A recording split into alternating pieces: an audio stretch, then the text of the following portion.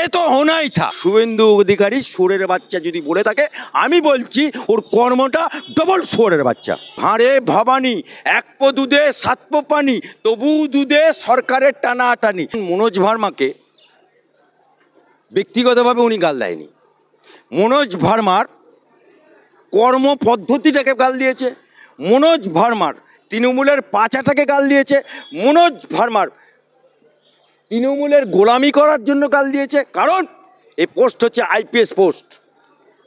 সে degree প্রাপ্ত হয়ে IPS all ইন্ডিয়াতে পাস করে সে চাকরি পেয়েছে। মাইনেটা কিন্তু কেন্দ্র সরকার দেয়, মাইনেটা কেন্দ্র সরকার দেয়, রাজ্য সরকারও দেয় না, আর কোনো মাইকে লালও টাকা দেয় না।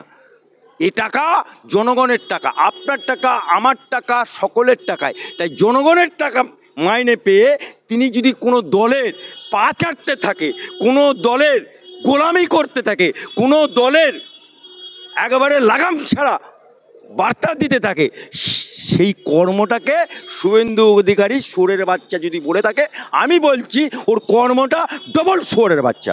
এ তো হোনাই থা। অভয়কে খুন করেছে, একটা সরকারি হাসপাতালে সরকারি ডাক্তার, সে কর্মরত অবস্থায় তার মৃত্যু হলো এবং ধর্ষণ করা হলো।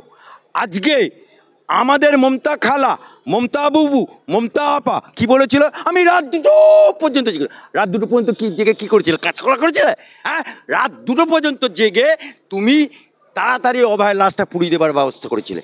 ডেড বডিটা পুলিশ স্কট করে নিয়ে গেল, সেই ডেড বডিটা বার্নিং ঘাটে পোড়ানোর জন্য যে পয়সাটা দরকার, সে পয়সাটা কি অভয়ের বাবা মা দিতে পারতো না?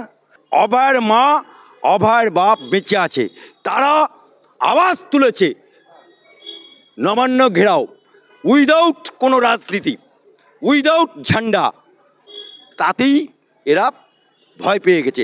গতকাল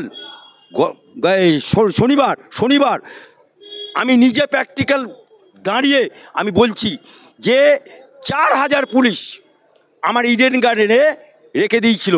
তাদের হাতে কী ছিল?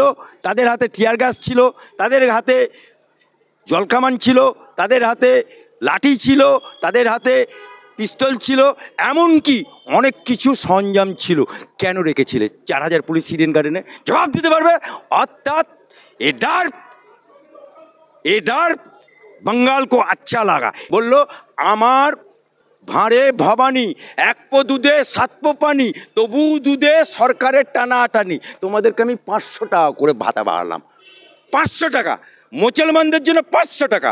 আর আজ পুজোর কমিটির মিটিংয়ে সেদিনকে তুমি কি করলে? ঠিক যেমন আরবে সুন্দরী মেয়েদেরকে, আরব দেশে হারেমে রাখা মেয়েদেরকে নিলামে তোলে 80, 90, 95, 1 লাখ, 1,01,000, 1,02,000, 1,03,000, ডান, বিক্রি হয়ে গেল মেয়েটা। ঠিক একই কায়দায় হারেমের মেয়েদেরকে বিক্রি করার মতো উনি কি বলছে, 80 দি, 90 দি, 95, 1 লাখ, না 1,10,000, ডান। কোন পুজো কমিটি তোমার কাছে টাকা চেয়েছে?